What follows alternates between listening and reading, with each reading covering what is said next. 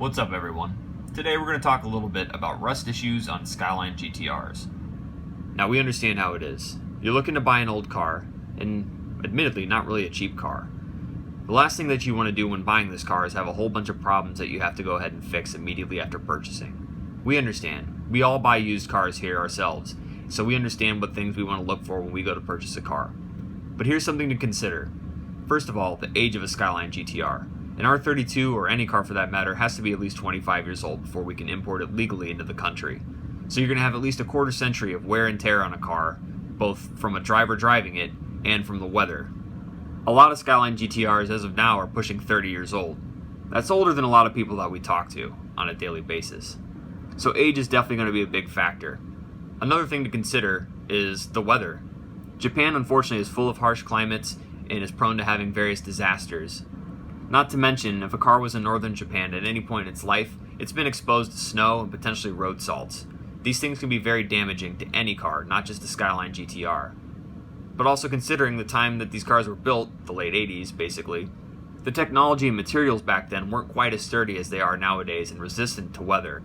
This of course can lead to rust.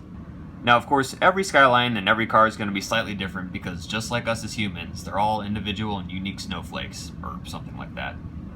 But where are the most common areas that we see it? We've highlighted in the photo here the rear wheel well, as this person has been fixing on their car. They had rust buildup back there.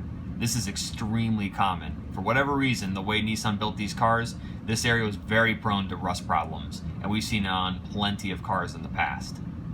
While it's not a desirable trait, it's very easy to fix. Any body shop can repair this easily. Another area of concern is of course the pinch welds. We did a previous video about how to jack up your Skyline. And one thing we mentioned was to avoid placing the pads of the lift, or your jack stands or whatever, on the pinch welds themselves and go into the frame rails. The reason being is the pinch welds on these cars are very soft, and they'll crush immediately when any sort of tension is placed on them. We've highlighted the pinch welds here in red. But this is also a common area of rust because what happens a lot of times is an uninformed owner will jack a car up by the pinch welds and crush them. This of course will cause it to rust over time. As we've said before, always make sure to jack a car up by the frame rails, not the pinch welds.